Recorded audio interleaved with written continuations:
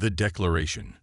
Ambassador Elena Reyes stood at the central podium of the Grand Assembly Hall, her heart pounding against her ribcage. The massive chamber, designed to accommodate representatives from over 300 sentient species, had fallen into a hushed silence. Thousands of eyes, some multifaceted, some bioluminescent, some barely recognizable as sensory organs, focused on her 5'7" human frame. The air in the hall felt heavy despite the perfect environmental controls. Elena's hand trembled slightly as she reached for the activation crystal that would amplify her voice throughout the chamber and across the quantum-linked feeds to every corner of the Galactic Federation.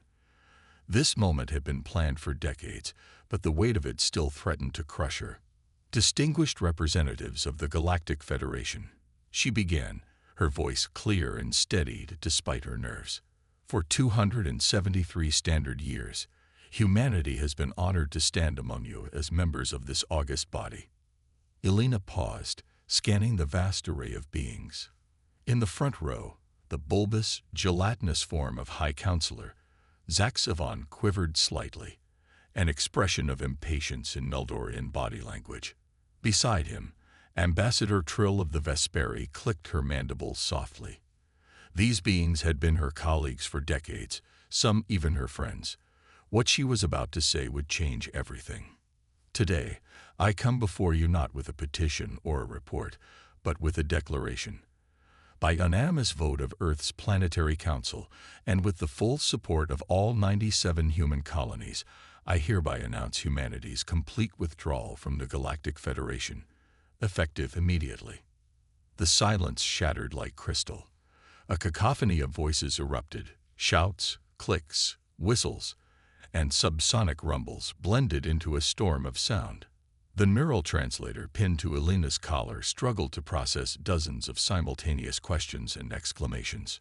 Order, order. The booming voice of Zaxavon cut through the chaos. The High Counselor's translucent body pulsed with angry red light. Ambassador Reyes, you cannot simply declare withdrawal. There are protocols, transition periods, legal obligations, all of which are addressed in this document. Elena interrupted, uploading a file to the Federation's shared system.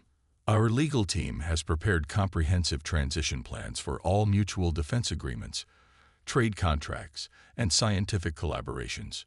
We will honor all existing obligations for a period of 1 standard year, during which time new arrangements can be negotiated between the Federation and humanity as an independent entity. A tall, spindly figure rose from the Geridian delegation. Ambassador Heltoric's voice was like dry leaves rustling. This is unprecedented. No species has ever withdrawn from the Federation once accepted. Elena nodded. We are aware of that, Ambassador. May we ask why? This came from Kavala, the Arcturian representative, her feathered crest flattened against her skull, a sign of distress. Has humanity suffered some offense, some failure of Federation policy? Elena took a deep breath. The truth had been carefully crafted over months of deliberation with Earth's leadership. For nearly 3 centuries, humanity has contributed to this Federation. We have shared our art, our philosophy, our unique perspective. We have fought in your wars, healed your sick, and traded our goods. But we have come to realize that Federation membership has become a constraint rather than an opportunity. Murmurs rippled through the hall. Elena pressed on. The Federation Charter promises equal treatment to all member species, yet humans have been consistently denied access to certain technologies, excluded from specific research initiatives, and subjected to technological restraints that no other species faces. Those are safety protocols, interjected a Centaurian delegate, his jewel-like eyes flashing. Your species' history of violence is no different from most of yours, Elena countered firmly. Yet we alone are treated as children who cannot be trusted with the full range of knowledge the Federation possesses. We have reached the limits of what we can achieve within these constraints. High Counselor Zaxavon's body rippled, subtle patterns of light indicating deep calculation. Ambassador Reyes, I urge you to reconsider. A measured dialogue about these concerns. The time for dialogue ended when we discovered Project Containment, Elena said, her voice hardening as she uploaded another file to the system. The projection that appeared above the central podium showed classified Federation documents, meeting minutes and directives spanning centuries. Gasps echoed through the chamber as delegates recognized authentic Federation seals and signatures, including their own. Project Containment, Elena continued, a 200-year initiative to systematically limit human technological advancement, to guide our development along safe channels, to ensure we never realize our full potential. How did you access these files? Demanded Security Counselor Drex, his exoskeleton clicking in agitation. Elena smiled slightly. That's precisely the point, Counselor. You underestimated us. She turned to address the entire assembly once more. Humanity has always been adaptable. For generations, we sensed the invisible barriers placed before us, the subtle steering of our development. We began to look deeper, to question, to investigate. What we found was a concerted effort to keep humanity contained. It was for the greater good, rumbled Elder Koss of the Dreyar Collective. Your species advances too quickly, integrates disparate technologies in unpredictable ways. The risk assessments were based on fear, not fact. Elena cut him off. You feared what we might become if allowed to develop naturally. That fear led you to constrain us in ways that violate the very principles this Federation claims to uphold. The hall erupted again, but Elena raised her hand, commanding attention. We do not come seeking conflict. Humanity wishes to remain on peaceful terms with all Federation species. We simply choose to chart our own course among the stars from this day forward. As the uproar continued, Elena's personal communicator vibrated against her wrist. She glanced down at the message. Phase 1 complete. Exodus has begun. Return to ship immediately.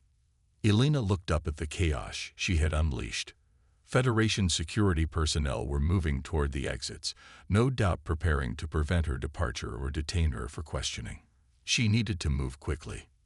This withdrawal is non-negotiable, she announced, her voice cutting through the noise. I thank you all for your attention and bid you farewell. Before anyone could react, Elena pressed a small device in her pocket. The security protocols in the chamber, designed to prevent violence, couldn't detect the quantum displacement field that suddenly enveloped her. To the assembled delegates, she simply vanished from the podium, leaving nothing but shocked silence in her wake. Admiral Tiberius Chen watched the broadcast from the bridge of the ES Horizon, Earth's newest and most advanced warship. Though classified as a diplomatic vessel in Federation registries, the Horizon possessed capabilities that would have violated at least 17 Federation weapons treaties, if the Federation had known about them. She's clear, reported his communications officer. Ambassador Rice is aboard her shuttle and heading to the rendezvous point. Good, Chen said, turning to the tactical display. Status of Federation security vessels. Still in standard patrol patterns, sir. They haven't been alerted yet. Chen nodded. The Federation's bureaucracy was working in humanity's favor. It would take time for the news to filter through proper channels, for orders to be issued and permissions granted. By then, it would be too late. Commence Phase 2, he ordered. Send the activation code to all human ships. Across Federation space, in hundreds of star systems, human vessels receive their long-anticipated signal. Civilian transports, research vessels, mining ships, all activated hidden systems and altered their courses. The Great Migration had begun. On the view screen, Chen watched as the galactic map updated in real time, tracking human ships breaking away from their assigned routes. They moved with purpose, following predetermined paths toward rally points, known only to human leadership.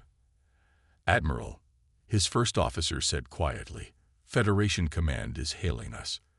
They're demanding an explanation for Ambassador Reyes's actions. No response, Chen replied. Maintain communications blackout as planned. Are our defensive systems online? Yes, sir. Prometheus shield is active and stable. Chen allowed himself a small smile. Then they can't stop us even if they want to.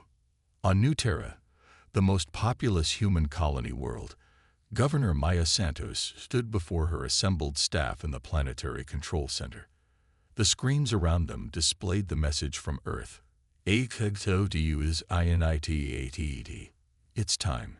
Santos told her team. Begin evacuation procedures. Her chief of operations looked concerned. Governor, we have nearly 12 million people on this world. The Federation will never allow. The Federation won't have a choice, Santos interrupted. The transport fleet will arrive within 6 hours. Every human who wishes to leave will be accommodated. And those who wish to stay. Santos sighed. They may, of course. But they should understand that once we're gone, the Federation will likely treat remaining humans with suspicion. We've made provisions for them, but I cannot guarantee their safety or status. Outside the government complex, citizens were already gathering. News traveled fast, especially news this momentous. The Planetary Information Network had broadcast the announcement minutes after Ambassador Rice finished her speech. Santos stepped onto the balcony overlooking the main plaza. Thousands of faces turned toward her, a sea of humanity waiting for guidance. Citizens of New Terra, she began, her voice carried by speakers throughout the city. Today marks the beginning of a new chapter in human history. For too long, we have allowed others to determine our path. Today, we reclaim our destiny. She explained the situation clearly, the withdrawal from the Federation, the evacuation plan, the choice each person would need to make. There was fear in the crowd, yes, but also something else. Excitement, anticipation, hope. We have prepared for this day for years, she continued. Where we go, we will be free to develop as we choose, to explore technologies long denied to us, to build a society that reflects truly human values. A cheer arose from the crowd, growing stronger as it spread. Santos felt a surge of pride. This was why she had joined the Prometheus Project years ago, to help secure humanity's independence, to break free from the subtle chains the Federation had placed upon them. Prepare only essential belongings, she instructed. Everything else can be replaced. What matters now is that we stand together, that we move forward as one people, embracing our future with courage and determination. As the crowd dispersed to prepare for evacuation, Santos returned to the control center. Her communication officer looked up with a grim expression. Governor, Federation peacekeeping forces have just entered orbit. They're demanding to speak with you immediately. Santos nodded calmly. Everything was proceeding according to plan. Open a channel. The stern face of Commander Vexhar appeared on the main screen, his reptilian features set in an expression of barely contained fury. Governor Santos, I demand an explanation for this insanity. Human ships across the sector are abandoning their posts, violating traffic protocols, and ignoring hails. Commander, Santos replied evenly. As Ambassador Reyes explained to the Assembly, humanity has withdrawn from the Federation. We are exercising our right to free movement. You cannot simply. We already have, Santos interrupted. Now, I suggest you withdraw your vessels from our orbit. This is a peaceful evacuation, but we are prepared to defend ourselves if necessary. Vexhar's scales darkened with anger. You have no defensive capabilities that could possibly. Test that assumption at your peril, Commander, Santos said, her voice ice-cold. Humanity has kept many secrets from the Federation. You would be wise not to discover them firsthand. She cut the communication before he could respond and turned to her security chief. Activate the planetary shield. Let's see how they react to that. Outside the atmosphere of New Terra, a shimmering energy field began to form, unlike anything the Federation had encountered before. Commander Vexhar and his peacekeeping fleet found themselves suddenly unable to scan the planet's surface or establish communications with their own ground forces. The exodus had begun in earnest, and humanity's first demonstration of their hidden capabilities left Federation officials across the galaxy in stunned disbelief. The children they had sought to contain had not only grown up, They had been preparing for independence all along. The Exodus. Captain Zara Okafor gripped the edge of her command console as the EFS Endeavour slipped silently through the darkness of space. Behind her ship, over 20,000 human civilians slept in cryostasis aboard 3 massive colony vessels. Their destination, Project Sanctuary, a star system so carefully hidden from Federation charts that its very existence was humanity's most closely guarded secret. Status report, Zara ordered, her eyes fixed on the tactical display. Her first officer, Commander Jason Kim, stepped forward. All ships maintain formation, Captain.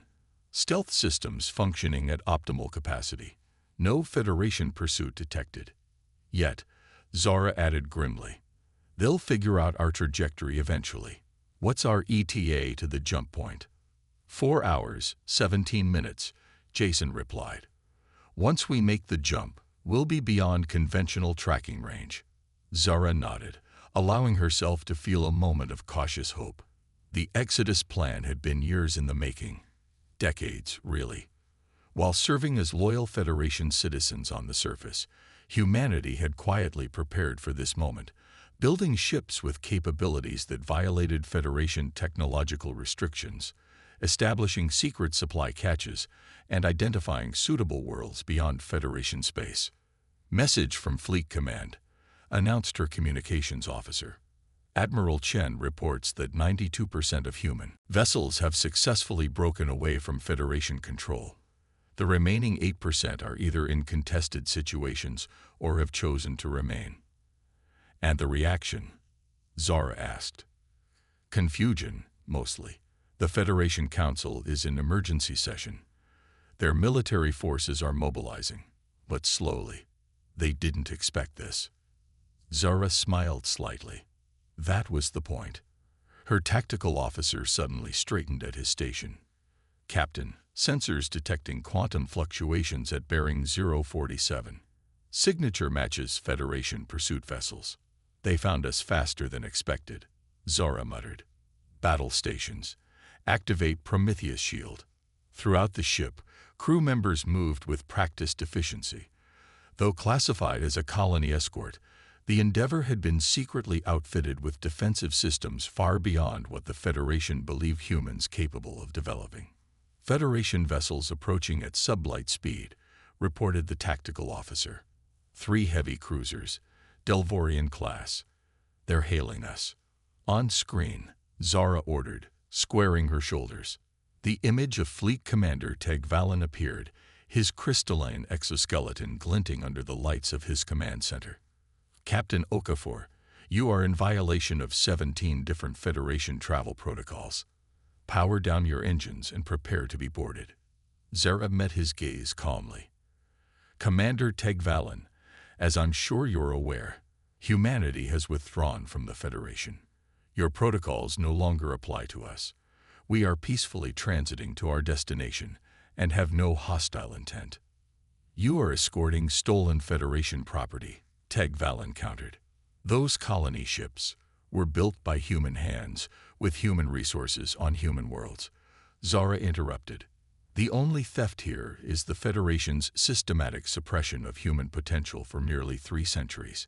Teg Valen's mandibles twitched in irritation. I have my orders, Captain. If you do not comply, I am authorized to disable your vessels. I wouldn't recommend that approach, Commander. Zara's voice remained even, almost conversational. You might find it technically challenging. Without waiting for his response, she cut the transmission. Tactical status of the Prometheus shield. Fully operational, Captain. Federation weapons will be ineffective. Good. Helm, maintain course and speed. Let them make the first move. In the Federation Security Council chamber on Nexus Prime, High Counselor Zach Savan struggled to maintain order as reports flooded in from across Federation space. This is unprecedented, shouted Security Director Krull, pounding his armored fist on the table. Humans everywhere are abandoning their posts, withdrawing from joint projects, evacuating colonies, all simultaneously. This was clearly planned for years. What I want to know, said Elder Mira of the Celestial Conclave, her ancient voice barely audible, "is how we missed it. Our intelligence services monitor human communications extensively." "They hid in plain sight," replied Soren Nakamura, one of the few humans who had chosen to remain with the Federation. As the Assistant Director of Scientific Advancement, he had been hastily summoned to provide insight into his species' actions. "You were looking for weapons development, for military buildups. What humanity was building was an infrastructure for independence, manufacturing facilities that could be repurposed, ships with hidden capabilities, communication networks you couldn't monitor. And you knew nothing of this." Zach Sivan's body pulsed with skeptical colors. Soren shook his head. "I was as surprised as you were. Not all humans were part of the conspiracy." Security Director Krull leaned forward, his insectoid eyes focusing intently on Soren. "What do they want? What is their endgame?" "Freedom," Soren said simply. "The freedom to develop without Federation restrictions." "Those restrictions exist for good reason," exploded Science Minister Litalia, her tentacles writhing in agitation. "Humans integrate disparate technologies in unpredictable ways. Their rate of advancement is dangerously accelerated compared to evolutionary norms." "That's exactly what they resent," Soren replied. "Being judged by standards that apply to no other species, being held back because you fear what they might become." The chamber fell silent as a high-priority communication alert sounded. The main display activated to show Fleet Commander Teg Valen, his crystalline features tight with tension. "High Council, I have intercepted a human convoy near the Cygnus boundary. 3 colony ships escorted by what appears to be a light cruiser. I ordered them to power down for boarding, but they refused." "Use force if necessary," ordered Security Director Krull. "We cannot allow this mass exodus to continue." Teg Valen hesitated. "There are civilian vessels involved. The colony ships contain thousands of humans in cryostasis. They are violating Federation law," Krull insisted. "Disable their propulsion systems. We can sort out the legal issues once they're secured." The commander nodded reluctantly. "Acknowledged." Teg Valen out. The screen switched to a tactical feed showing the Federation cruisers moving into attack formation around the human vessels.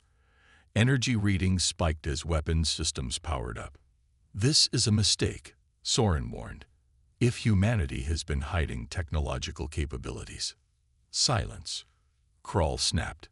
"We've coddled your species for too long." On the display, the Federation ships opened fire. Brilliant beams of concentrated energy streaked across space toward the human vessels, only to dissipate harmlessly against an invisible barrier. "What's happening?" demanded Zach Sivan, his body rippling with alarm patterns. The tactical officer's voice came through, tinged with disbelief. "Our weapons are having no effect. They appear to have some kind of energy dissipation field. This technology is. It's not in our database." The human escort ship remained motionless, making no move to return fire. The colony ships continued their steady progress as if nothing had happened. "Impossible," whispered Science Minister Litolia. "Energy weapons cannot simply be negated without massive power expenditure. The heat dissipation alone mooled." She was interrupted as the tactical display changed. The human ships suddenly accelerated, their engines flaring with an energy signature unlike anything the Federation had cataloged. Within moments, they had outpaced the pursuing cruisers and vanished from conventional tracking systems. The council chamber erupted into chaos. Dr. Eliana Way moved through the crowded corridors of Research Station Prometheus, deep within an asteroid field that had, until recently, been classified as hazardous in Federation databases, a designation that had conveniently kept other species away from humanity's most secret installation. "Dr. Way," called the voice behind her. She turned to see her colleague, Dr. Marcus Adebayo, hurrying to catch up. "The quantum core is ready for final activation. We need your authorization." Ileana nodded, changing direction to follow Marcus toward the central laboratory. Around them, hundreds of the brightest scientific minds humanity had to offer worked frantically to complete the project they had been developing in secret for decades. "Status report," she asked as they walked. "The Prometheus shield is performing beyond expectations," Marcus replied. "Reports from the evacuation fleets confirm total neutralization of Federation weapons. And the jump gate prototype is stable in all simulations." "Good," Ileana said, "because we're about to put it to the ultimate test." They entered the massive central chamber of the station, where a ring-shaped structure dominated the space. Nearly a kilometer in diameter, the device represented the culmination of forbidden research, technology the Federation had explicitly banned after discovering it in ancient ruins centuries ago. "Begin final diagnostic sequence," Ileana ordered as she took her position at the control center. "Power levels 100% unstable," reported the chief engineer. "Quantum field integrity at nominal levels." Marcus looked at her, excitement and anxiety warring in his expression. "If this works." "When this works," Ileana corrected him, "humanity will have achieved true independence. No more reliance on Federation-controlled hyperspace routes. No more restrictions on where we can travel or settle." Around the vast ring, energy began to coalesce, forming patterns that seemed to bend the very fabric of space. Warning klaxons sounded as radiation levels spiked, but stayed within the safety parameters they had established. "Field stabilization at 85%, announced the system's operator. 90%, 95. Ileana took a deep breath.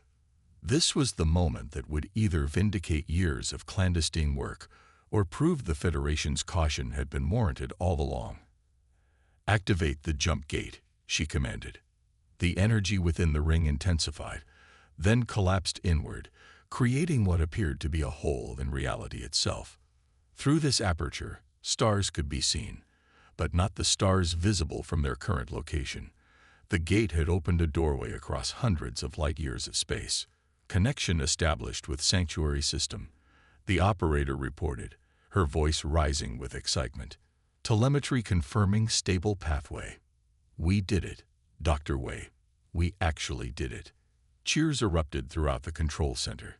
Ileana allowed herself a moment of pure satisfaction before refocusing on the task at hand.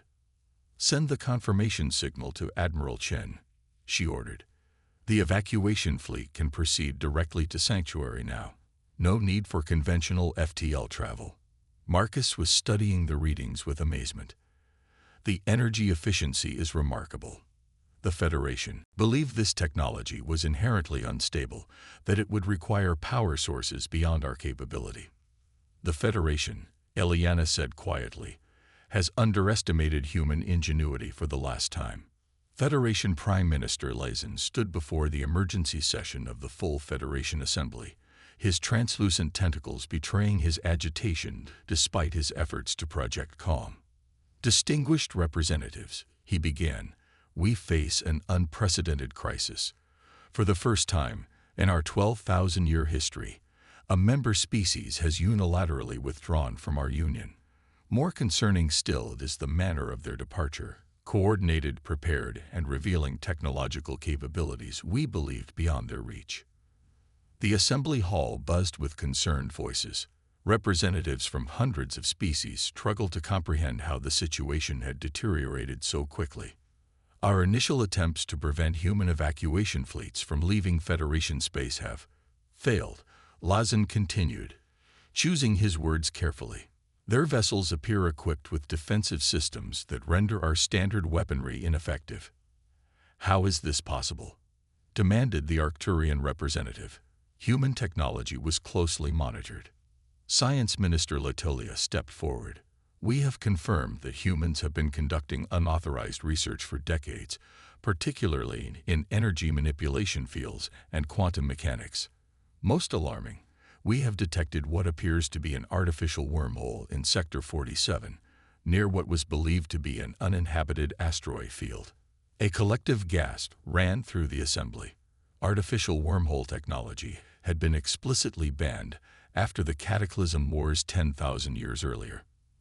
The ancient ruins that contained references to such technology had been placed under the strictest quarantine.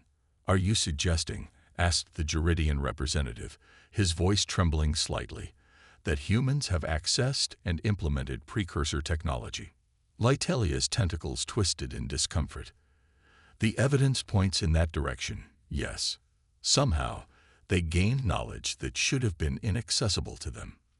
This is precisely why Project Containment was established," exclaimed Security Director Krull. "We knew their capacity for technological adaptation made them dangerous. Now they have proven it." From his seat in the observer section, Soren Nakamura listened with growing concern. As one of the few humans who had chosen to remain within the Federation, he found himself in an increasingly precarious position. Yet he felt compelled to speak. "With the Assembly's permission," he said, rising to his feet, "I would like to offer a perspective that seems to be missing from this discussion." Prime Minister Lazen hesitated, then nodded. "Proceed, Assistant Director Nakamura." Soren moved to the central speaking platform, acutely aware of the suspicious glances directed his way. "Distinguished representatives, I understand your fear. Human actions appear threatening because they were concealed, because they violated expectations. But I ask you to consider, what created this situation in the first place?" He paused, looking around the vast chamber. Project Containment was predicated on the belief that humanity needed to be restrained for the greater good, that our natural rate of development was dangerous. Yet in implementing these restrictions, in treating one species differently from all others, the Federation violated its own founding principles of equality and self-determination. Murmurs of disagreement rippled through the Assembly, but Soren pressed on. "Humans didn't develop these technologies to threaten you. They developed them because you told them they couldn't. You created an environment where secrecy and subterfuge became necessary for a species that simply wanted to reach its full potential. That potential threatens the stability of the entire galaxy." Krull objected. "Only because you made it adversarial," Soren countered. "By treating humans as a problem to be managed, rather than equals to be respected, you guaranteed this outcome." Prime Minister Lazen's tentacles undulated thoughtfully. "What would you suggest, Assistant Director? The humans are already leaving." "Let them go," Soren said simply. "Recognize their independence. Establish diplomatic relations on equal footing. The alternative, attempting to force humans to return to a system they've rejected, can only lead to conflict. And based on what we've seen of their hidden capabilities, that's a conflict with no certain outcome." The Assembly descended into heated debate. As Soren returned to his seat, his personal communicator vibrated. The message that appeared on the screen made his blood run cold. "Project Sanctuary activated. All remaining humans advised to depart Federation space within 48 hours. What follows will reshape the galaxy." The demonstration. Grand Admiral Veller of the Federation Defense Force stood before the assembled War Council, his scaled skin darkening with stress. The holographic display before him showed the largest military mobilization in Federation history. Nearly 700 warships gathered near the borders of what was now being called human space. "The fleet is in position," he reported to the Federation Security Council. "Phase 1 of Operation Containment is ready to commence." Security Director Krull nodded in approval. "Excellent. The humans have had their tantrum. Now they will learn the consequences of defying the Federation." Science Minister Latelia seemed less certain. "Admiral, have you analyzed the reports from the initial encounters with human defensive systems? Their energy dissipation technology was likely effective only against smaller vessels with standard armaments." Viller interrupted. "The fleet I've assembled includes Dreadnought-class warships with experimental gravitic weapons. Whatever tricks the humans have developed, they cannot stand against the combined might of the Federation." Prime Minister Lazen studied the tactical display with concern. "Your orders are to establish a blockade, Admiral, to isolate human space and prevent further evacuations. This is not an invasion force." "Of course, Prime Minister," Veller agreed smoothly. "But should the humans resist, we must be prepared to demonstrate the consequences." From his position at the back of the chamber, Soren Nakamura listened with growing alarm. Despite his warnings, the Federation leadership had chosen the path of intimidation. They still failed to understand what they were dealing with. As the meeting continued, Soren slipped away, making his way to a secure communication room. He had made his choice.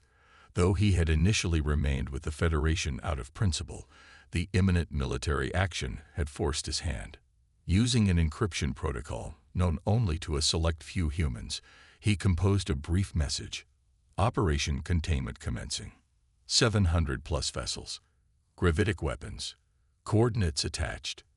He hesitated only briefly before sending it, knowing he had just committed treason against the Federation. But his loyalty to humanity, to the principles of freedom the Federation had once embodied but now betrayed, outweighed any oath of office. Message received and authenticated, reported Communications Officer Rivera aboard the EFS's Horizon. It's from Nakamura. Admiral Chen frowned as he read the details.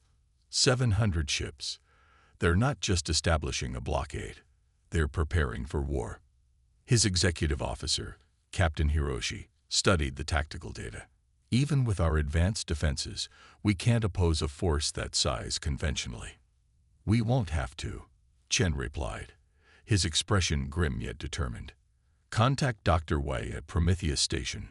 Tell her it's time for Phase 3. As the message was transmitted, Chen turned to the gathered officers on his bridge. The Federation believes this show of force will intimidate us into submission.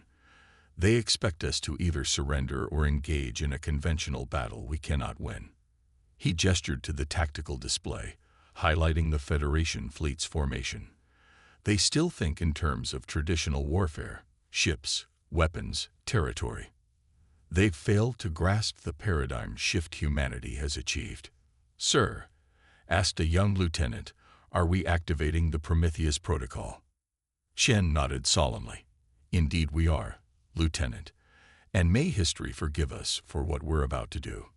On Prometheus Station, Dr. Ileana Wei received Admiral Chen's message with a mixture of resignation and resolve. She had hoped this particular technology would never need to be deployed, that it would exist only as a deterrent, but the Federation had forced their hand. Begin charging the quantum displacement array, she ordered, entering her authorization code into the station's primary control system.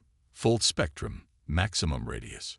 Her team worked with quiet efficiency, the gravity of the moment reflected in their focused expressions. The technology they were activating represented the culmination of decades of forbidden research, an application of precursor principles that the Federation had deemed too dangerous to explore. Dr. Wei called one of her engineers. The array is showing unusual harmonic resonance patterns, power fluctuations in the secondary containment field. Ileana moved quickly to the monitoring station. Compensate with the auxiliary regulators. We can't risk instability, not with this system. As the massive energy collectors began to harvest power from the nearby star, warning indicators flashed across multiple screens. The quantum displacement array had never been tested at this scale.